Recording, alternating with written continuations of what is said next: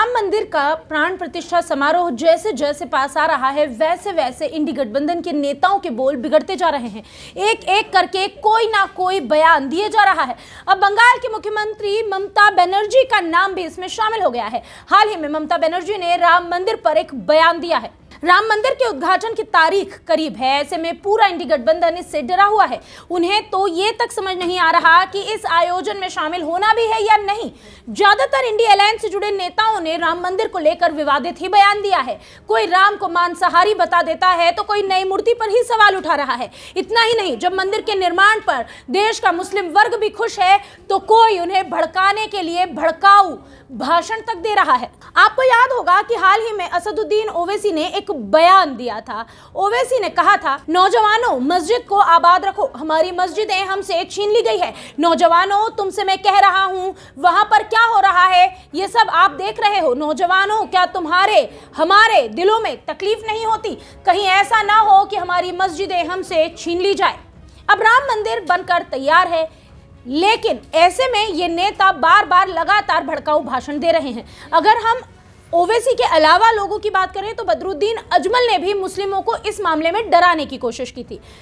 अजमल ने कहा था, हमें सावधान रहना होगा। मुसलमानों को 20 से 25 जनवरी के बीच ट्रेन से यात्रा नहीं करनी चाहिए। राम जन्मभूमि में बने मंदिर में राम की मूर्ति रखी जाएगी, पूरी दुनिया इसे देखेगी, लाखों लोग आएंगे। बीजेपी बड़ी योजना बना रही है। कहीं ना कहीं इन इंडी अलायंस के नेताओं के बयान से लगता है कि वो देश में शांति और सौहार्द नहीं चाहते। इसी अलायंस के नेता शफीकुर रहमान बर्क ने भी राम मंदिर पर एक विवादित बयान दिया था। बर्क ने कहा था, हमारी मस्जिद को शहीद करके मंदिर बनाया गया, मैं क्यों जाऊं? मस्जिद को खत्म करके कब्जा करके मंदिर बनाया गया, पूरी ताकत के साथ कब्जा किया गया। जो मस्जिद छीना गया वह वापस किया जाए। राम मंदिर जबरदस्ती बनाया गया। मेरी मस्जिद जो वहां अपनी जगह में बनी हुई थी उसे इन सब लोगों ने मिलकर ताकत के बल पर नष्ट कर दिया और उसका कोर्ट में मुकदमा भी गया, लेकिन वहां से भी हमारी उम्मीद के खिलाफ हुआ। इन तीनों नेताओं के बयान कहीं ना कहीं भड़काऊ और विवादित थे। ऐसा नहीं है कि राम मंदिर मामले में अभी तक किसी भी इंडी अलायंस के नेता ने कोई बहुत अच्छा बयान दिया हो, लेकिन अब हाल ही में पश्चिम बंगाल की मुख्यमंत्री ममता बनर्जी ने भी इस दौरान भारतीय जनता पार्टी पर हमला किया। उन्होंने कहा, लोकसभा चुनाव से पहले इस उद्घाटन के जरिए बीजेपी नौटंकी कर रही है। मैं ईश्वर और अल्लाह की कसम खाकर कहती हूं, जब तक रहूंगी हिंदू मुसलमान में भेदभाव नहीं करने दूंगी।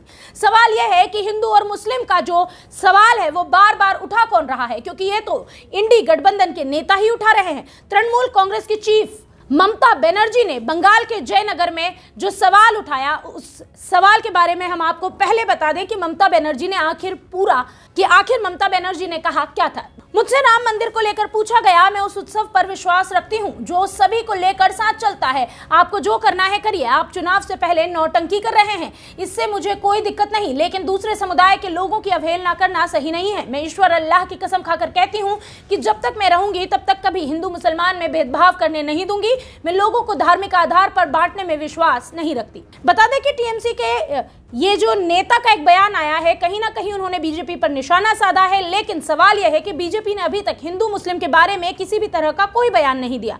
जबकि टीएमसी के एक वरिष्ठ नेता ने एक न्यूज एजेंसी से बात करते हुए कहा था कि ममता बनर्जी या टीएमसी का अन्य कोई भी प्रतिनिधि अयोध्या में राम मंदिर उद्घाटन में शामिल होने का सवाल ही नहीं उठता, क्योंकि हम राजनीति को धर्म के साथ मिलाने में विश्वास नहीं करते। बहरहाल ये तो बयानों की बात है, भले ही कोई कुछ भी कह ले, लेकिन जब भी बात आती है चुनाव की तो उसके पहले सारा इंडी अलायंस मिलकर कहीं ना कहीं जिस तरह के राम मंदिर को लेकर बयान दे रहा है, उससे सवाल तो यही उठता है कि हिंदू मुस्लिम एकता को भड़काने के बारे में जो बातें कही जा रही है वो भी अलायंस के नेता ही कह रहे हैं। सवाल भी खुद ही उठाते हैं, जवाब भी खुद ही देते हैं और राम मंदिर पर आरोप भी खुद ही लगाते हैं।